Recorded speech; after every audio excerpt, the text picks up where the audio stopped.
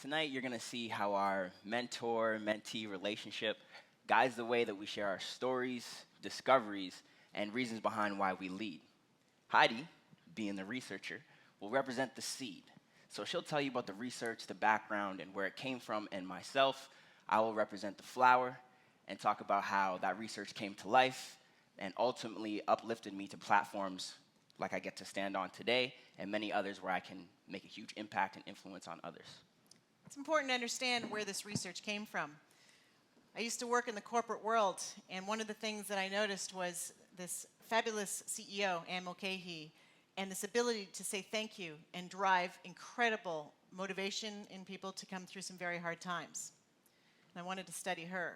But I also noticed one thing, resiliency. So I've been knocked down quite a few times in life. I'm sure many others have.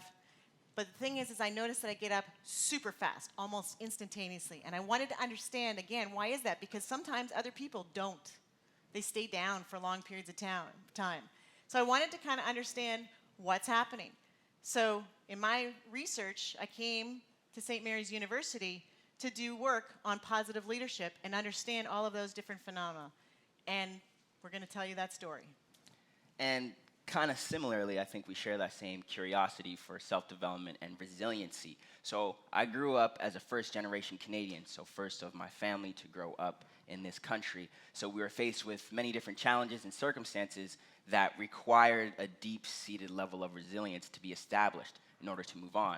So that's where my curiosity for all the qualities that helps people bounce back and stay confident and always believe in themselves that they can achieve and always keep moving forward. I think that's where Heidi and I bonded, and it ultimately led us to working on many great projects in the future together. So we mentioned a secret, and the secret is there's 4 C's to this motivating Gen Z to do incredible things in the world. One is control. What kind of control are we talking about? I could be like just deciding that you're going to get out of bed that day. Connection, high-quality connection. See, when she says connection, I think of the connection that I have with my brothers that I played football with, and I miss them to this day. There's also this contagious effect, really powerful. And when you get affected by that contagion, you start to question yourself and really start to bring your best qualities to the table. But that last one, this one's super powerful. Consciousness. Consciousness in the decisions that you're making. And that's where you're responsible for your impact, whether it be positive or negative. So let's get started. Let's start with control and have a little bit better understanding of where that's grounded in the research.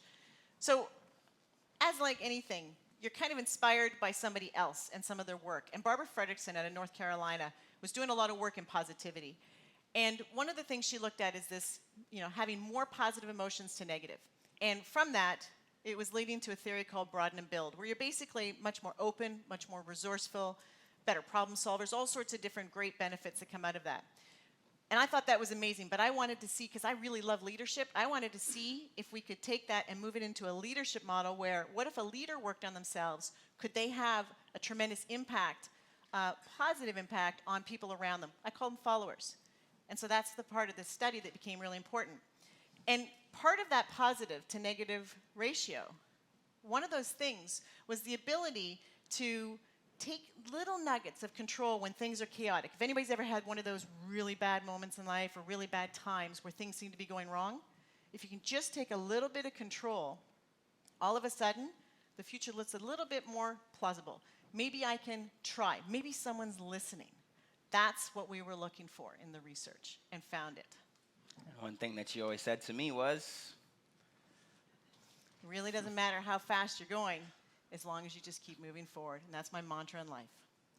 But I didn't pick up on this until later on in my teenage years. Ironically enough, I was dropped off at St. Mary's University by my former trainer and fitness coach.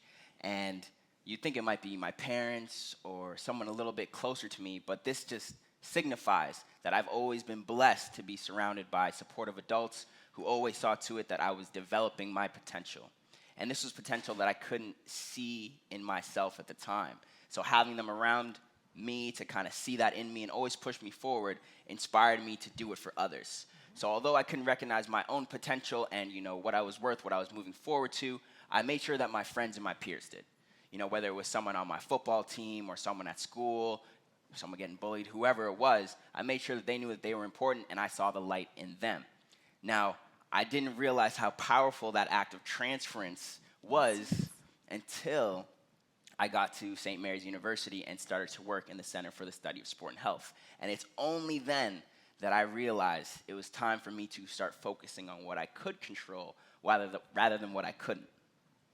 So this is the thing, is we can look at this positive to negative emotion piece, and one of the things is about driving the things that are going really well. So building high quality connections was one of the tools that was very powerful. And that involves being present. So, if you're with somebody, give them that full attention. Yeah, we have cell phones, we have all sorts of smartphones, all sorts of technology, but really, if you mean it, be with that person in that time. And if you only can spare 2 minutes, then give them the 2 minutes. Show support. Trust. That's something that kind of comes out a lot in the research about how trust is built. And then there's this play thing. And we had this idea that we wanted to create it here at the Center for the Study of Sport and Health, where student athletes could be drawn in and want to work on different things that they were really passionate about. Really, that's where it turned around and started to be a lot of play. People just kind of hung out there. I don't know, what was your experience? Oh my goodness. So I was first brought into the student athlete village by a good friend of mine. It was after practice, the season was just ending, and he said, just come with me to this meeting, trust me, you'll like it. And I trust him, so I went along. And when I first entered the office, I couldn't really describe it, but I definitely felt a certain energy. My fellow student athletes were surrounded around a table talking about things other than sports. And football was my whole world, so to see my fellow student athletes in my community, in my athletic community, talking about ways to equip incoming student athletes with the skills they needed to make a smooth transition to the next level and play in university, and talking about all these different skills like resiliency and different practices that you have to hone to really be a successful student athlete at the next level. And for me, I realized that I was energized by this environment, and I started to see the individual qualities, skills, and interests that all these people that I played sports with maintained outside of the athletic arena. And that inspired me to kind of look within myself and say, okay, Kanaar, well, what do you have to offer outside of sports? And how can you start working on that now? So we developed the Student Athlete Resiliency Workshop right in the middle there. I'm a little younger, you know what I mean, a little bit more hair now and whatnot. But we visited nearby high schools and delivered these workshops, talked with high school students, and they were able to open up to us about their worries, their interests, their fears for the next level. And it didn't take long before other people started to join. No, and that's where it was really interesting, because one of my favorites, and never supposed to have him, but I do, and the reality is he came up to me one day and he said, you know what, Heidi, I'm really getting frustrated because I'm working so hard and I'm doing all this stuff, but this other person isn't moving. They're not doing anything. What's wrong with them? And I said, whoa, whoa, whoa, whoa. Your journey, his journey, two different places. He's at his own pace. You're at your own pace. You've got your own passion. He's got his own passion. He'll get there, but let him do it on his own time. And so one of the important things was celebrating differences. And what Kanaar and I noticed as well through this journey is that it wasn't just student athletes coming in this office. International students started to come in this office. As a matter of fact, two particular leaders who played a really big role in my life in the next research project are Redempta and Fami, two amazing leaders from Rwanda. And they inspired me, and they pushed me, trust me. They pushed me and would meet with me periodically to the point where they said, what if you take your leadership to the next level? Like, why don't we try and see if this would work with a whole bunch of Gen Z? Well, they're very persuasive. So the next thing I did was set up a conference where we had over 200 Gen Z come in and work with us. And we're really building off of something called this contagion effect. And this contagion effect was creating innovation in people around us. Buzz, buzz, buzz. People were amazed. I mean, there was even patterns of the way that people kind of came into the office that were crazy. Oh yeah, it never failed. A good friend of mine, we were like two peas in the pod. We always went everywhere together. We played football together. We lived together, all of that. And after practice, I would go to these meetings, and he would wait outside for me on the couches first. If anybody's familiar with the Hamburg Center, the CSSH is up on the top floor. You got the couches out there, so we'd lounge on the couches. And then he migrated to the door, and he would just kind of be listening to our conversations.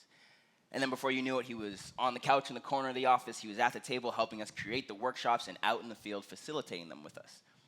He had been attracted by the buzz, the contagion effect. And we saw something miraculous when he did come out with us. He didn't realize the impact he had on so many other people. The youth had gathered around him, about 30 of them. right? Because he was now contagious with the same positive affect that the student athletes in the Center for the Study of Sport and Health were culminating. And that's where I'm going to take it to the conference. And this is where we started to see the buzz really happen and this contagion effect. Watching Redempta and Fami presenting the Rwanda story, a very powerful story. This led us to the fourth C, which is consciousness. And what we noticed is that from the research where we were testing what motivates Gen Z to drive social change, the Rwanda story was the most powerful. Two things came out of that. One, empathy, to be able to connect with others. So you kind of see that theme throughout this, the research where we're looking for connections with people. But there was a second part. The Rwanda story is so powerful. You know, you have a genocide in 1994 where over 1 million people are killed in 100 days. And yet, the Gen Z leaders are leading amazing change, rebuilding Rwanda into this beautiful nation that it has been and is and will continue to be. And one of the things that came out of it was something called this unfathomable forgiveness. And so this was a really important element. What did you feel when you saw what was going on in that conference? So that day, I'll go back to that last picture just so you can see this is all of us here. If it wants to go. There you go. So that day, I had the opportunity to guide and MC the full day of workshops, trainings, and some of the visitors that we had. And I realized it was an illuminating moment for me because my process had come full circle. I had gone through all the 4 C's myself, and I was now responsible for guiding everybody in the room to go through their own process and their own experience of that as well. When we had a demonstration by the Rwanda Community Association, they came in and they did a play to kind of depict the history of their nation. And at that point in the room with over 200 Gen Z students, you could hear a pin drop, because everybody had felt that deep level of empathy. You could tell. We were going through the whole day, going through different scenarios where they realized they could take control, where they could share their opinions and connect with other people. And then at that moment where that empathy hit, when we moved forward from that, it was my responsibility to make sure that we all felt empowered leaving the event. That's the contagion at work again.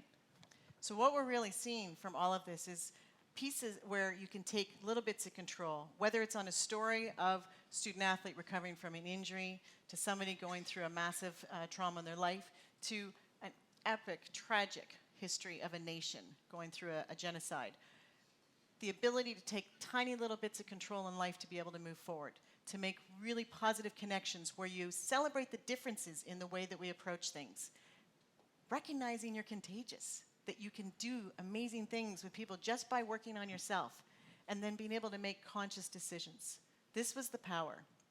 And for me, as a researcher, as a person, the most powerful thing for me is watching me plant a seed and then watching a leader blossom and make change in the world.